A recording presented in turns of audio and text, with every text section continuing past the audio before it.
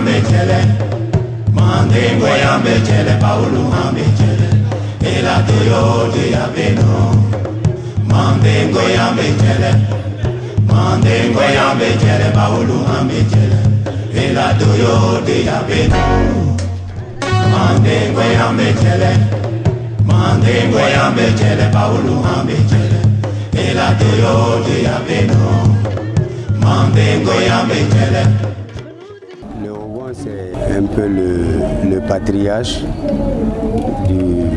de la contrée du village. Le chef de village, c'est français. Et donc, chez nous, c'est le Ogon à qui on confie et on se confie. Le pays d'Ogon, au-delà de la culture, vivait aussi du tourisme. Le paysage étant particulier, la culture d'Ogon étant diversifiée, attirait beaucoup de touristes venant de divers horizons. Et depuis la crise que le centre a connue, ces activités ont cessé à cause justement de l'insécurité. On s'est dit, mais est-ce qu'on va laisser mourir l'art d'Ogon comme ça? Est-ce qu'on va laisser les artisans à leur sort? On a créé un cadre à Bamako pour permettre aux uns et aux autres de venir exposer et de faire en sorte qu'ils puissent faire connaître leur savoir-faire. Nous avons essayé de reproduire un village d'Ogon ici à Bamako pour permettre aussi à ceux ou celles qui n'ont jamais eu cette chance. Il faut le dire, beaucoup d'entre nous sont nés loin de nos villages. D'autres, malheureusement, n'y vont jamais. Mais on s'est dit que, étant ici à Orobanya, ils peuvent avoir au moins une idée de comment est constituée leur source, leur village, de quoi est fait leur civilisation, leur culture. Un village, chez nous, c'est le Ogon, c'est le Toguna, c'est les artisans, c'est les femmes, ainsi de suite. Donc, et le village, ce n'est pas un village clos, c'est un village qui cohabite avec d'autres peuplements.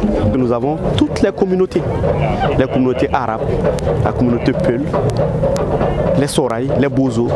Donc en fait, c'est tout le Mali qui est là. Et ça, c'est un acquis. Parce qu'aujourd'hui, il faut se retrouver autour de quelque chose, de l'essentiel.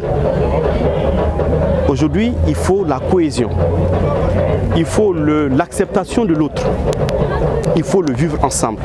Et ça, aujourd'hui, à Orobanya, on peut dire que c'est un acquis. L'écuelle du Ogon. L'écuelle. L'écuelle, c'est une vase en bois. Dans cette vase, on met le repas. Et donc, on l'appelle Banya. Maintenant, Ogon, c'est Ogon. Ogon Banya. Ça veut dire que quand on met dans le plat du Ogon quelque chose, ça appartient à tout le monde. Voilà mon plat ici, mais tout le monde est en train de mettre la main dedans. Voilà un peu ce que veut dire Ogobanya. Et Ogobanya, c'est la promotion de la culture.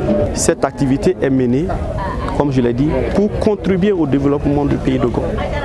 Les retombées de ce festival servent à soit financer des projets ou encore améliorer la condition de vie de nos populations.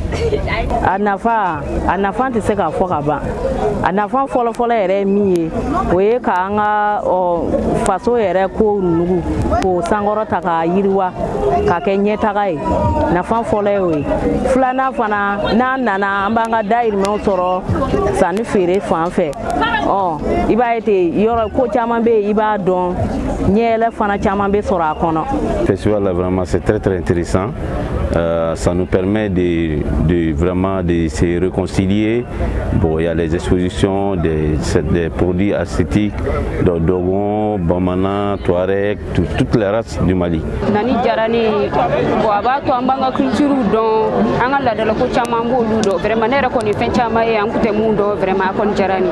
C'est une grande fête pour les Dogons et pour tout le monde, pour tous les Maliens, parce que ça aussi, il y a les expositions, les festivités.